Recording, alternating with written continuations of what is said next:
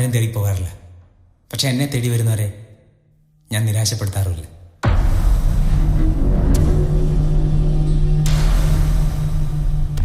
വിവേക്,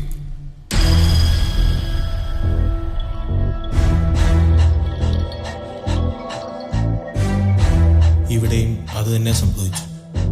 ഇത് നിന്റെ സാമ്രാജ്യമല്ലേ? നിന്നോട് ഞാൻ പല തവണ പറഞ്ഞിട്ടുണ്ട്. ഞാനിത് അവരോട് കമ്മ്യൂണിക്കേറ്റ് ചെയ്തു. സി, ഇതിലെ ഐറണി എന്താണെന്ന് വെച്ചാൽ ഡോക്ടർ